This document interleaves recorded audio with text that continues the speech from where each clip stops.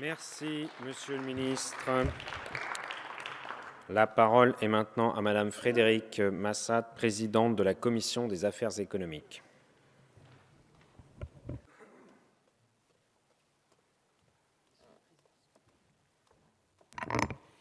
Monsieur le Président, Monsieur le Ministre, Monsieur le rapporteur, mes chers collègues, la proposition de loi que nous examinons aujourd'hui s'inscrit pleinement, cela vient d'être dit, dans la dynamique de la loi d'avenir pour l'agriculture, l'alimentation et la forêt et du projet agroécologique que cette loi porte.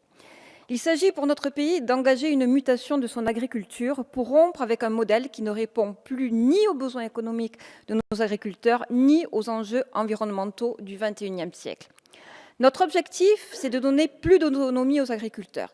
C'est de permettre une meilleure rémunération de leur travail, c'est d'encourager l'agriculture de groupe, de protéger les exploitations familiales en leur donnant les moyens de se développer contre l'agriculture de firme qui pourrait devenir hégémonique et enfin de permettre le renouvellement des générations. Le phénomène de l'accaparement des terres constitue un risque majeur pour notre modèle agricole. Le rapporteur a évoqué dans son rapport les enjeux de souveraineté alimentaire, de lutte contre le changement climatique et de vitalité de nos territoires ruraux. L'achat de terres par un acteur financier chinois dans l'Indre a démontré que les enjeux financiers sont également conséquents, remettant désormais en question la capacité même des agriculteurs à pouvoir acquérir des terres agricoles et par conséquent la remise en cause de la politique de protection foncière. Il est dès lors primordial de mettre fin à de telles opérations financières spéculatives. La loi d'avenir pour l'agriculture a posé une première pierre à l'édifice renforçant les pouvoirs des SAFER. Le projet de loi Sapin II a complété ces mesures. Les dispositions adoptées avaient fait l'objet d'une large concertation et consensus avec les parties concernées et par la suite de discussions fructueuses à l'Assemblée et au Sénat, créant un quasi-consensus sur leur adoption. Toutefois, le Conseil constitutionnel a décidé de les censurer pour des raisons de procédure. En raison des enjeux importants que ces dispositifs représentaient et que je viens d'évoquer, le rapporteur pour avis, Dominique Potier, pour la Commission des affaires économiques lors de la loi Sapin II, a tenu, et nous l'avons accompagné, à déposer la proposition de loi qui nous occupe aujourd'hui, et je veux saluer sa détermination, sa ténacité et le remercier. Co-signataire de cette proposition de loi, je le soutiens dans sa démarche qui revêt un caractère véritablement stratégique pour la France et l'Union européenne.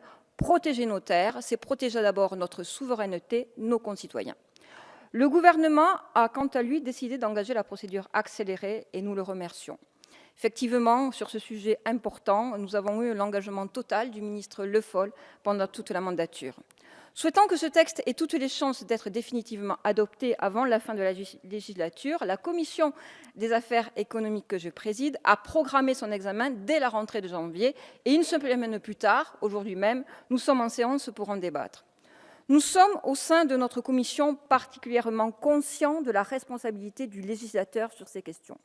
Nous savons qu'il faut refonder nos outils juridiques et qu'il faut véritablement s'attaquer à la raréfaction des terres agricoles, à leur accaparement par des firmes que les enjeux alimentaires et environnementaux ne préoccupent pas. Par ailleurs, sur ces terres agricoles que nous aurons contribué à préserver, nous devrons également produire de manière durable. C'est pourquoi la proposition de loi présentée par notre rapporteur contient aussi un volet biocontrôle. À quoi cela servirait-il de préserver les surfaces agricoles si nous en détruisons la capacité à produire durablement ? Le dispositif expérimental des certificats d'économie de produits phytopharmaceutiques, les CEPP, est une étape supplémentaire de ce processus que nous devons conforter. L'article 10, prévoyant la ratification de l'ordonnance 7 du 7 octobre 2015 relative au dispositif expérimental des CEPP a été supprimé. Il a été alors devenu caduc suite à l'annulation de l'ordonnance par le Conseil d'État le 28 décembre dernier. Monsieur le ministre nous a expliqué le processus et sa colère qui aujourd'hui doit être apaisée de par ce texte.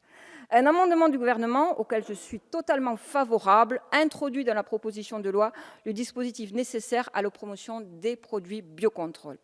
En conclusion, je souhaiterais dire que pour les générations futures d'agriculteurs et le devenir alimentaire de notre société et des jeunes générations, naturellement, je vous invite à voter ce texte qui sera probablement le dernier de la législature sur les questions agricoles.